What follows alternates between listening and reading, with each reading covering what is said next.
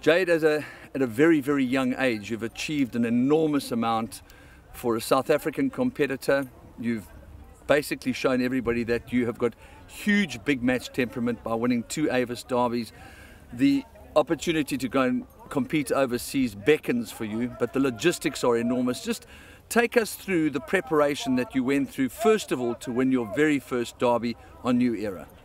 Well, I started riding at the age of 6 years old, and when I was about 19, I decided to enter the Avis Derby, which many people thought I was crazy to do.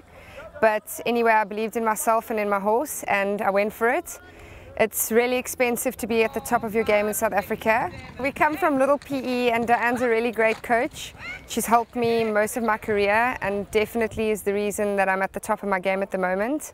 And going to Joburg, you get much better coaches and riders with more money. But we went there and did it twice. There must have been an enormous amount of pressure on you for the second time, because obviously you knew that you could win it, but you'd experienced this terribly tragic loss of your mother. What went through your mind going into that second derby?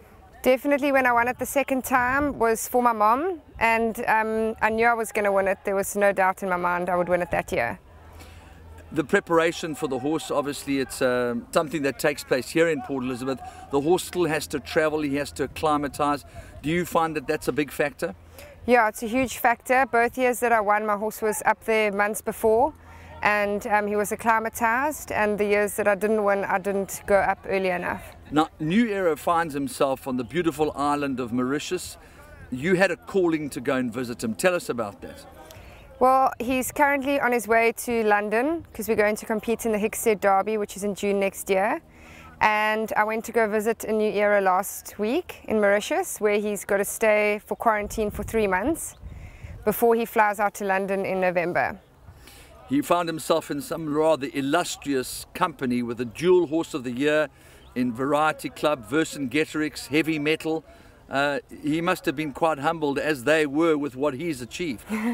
Yes, one's great in the jumping world and one's great in the racing world. So it was very nice to see the racing side of horses. The psychic aspect to your visit to Mauritius, tell us about that, because I found that very intriguing.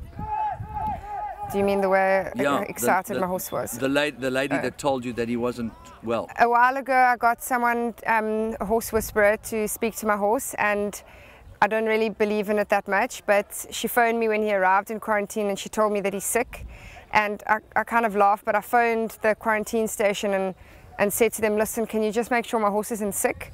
And they said, no, it's fine. And the next day they messaged me and he said, yeah, he is really sick, and they got the vet to go see him. So how's he shaping up now? Has he settled in? Was he happy? Did you get the feeling that he was happy to see you? He was definitely happy to see me, but I don't think he loves being there. I think he's quite lonely, and it's really far away with horses and people he's never seen before. So I think to see me he'll be okay for the rest of the time while he's there. And of course he's found a little bit of an angel in Declan Cronin. Yes, Declan is amazing. He's really helped look after my horse, and he's going to be looking after my horse for the rest of his stay. From a sponsorship perspective, what is Jade Hooke looking forward to take her to the Olympics, if that is indeed your goal and your dream? At the moment, I'm funding everything on my own, and it's really expensive, but someone once told me to never not go for a dream because of money. So I've gone for my dream, hoping that there will be a company out there that looks and sees how successful I am in every sport that I do, not just show jumping. I'm a very good triathlete, and I've just started pentathlon, and I'm currently the South African champion for both. So, and I've also started mountain biking, so I'm a great talent in many sports. So I'm sure there's a company out there who will be able to support me and get me to the Olympics 2016. Obviously your dad's played a big role in the absence of your mum, from a financial perspective and also from a love and nurturing perspective. Yeah, my dad's taken over the role from being mom and dad, and he's not so clued up on finances, so it's quite a difficult one, but he's really helping me, and if it wasn't for him I wouldn't even be this far. So. And from a perspective of profession, what is your dad?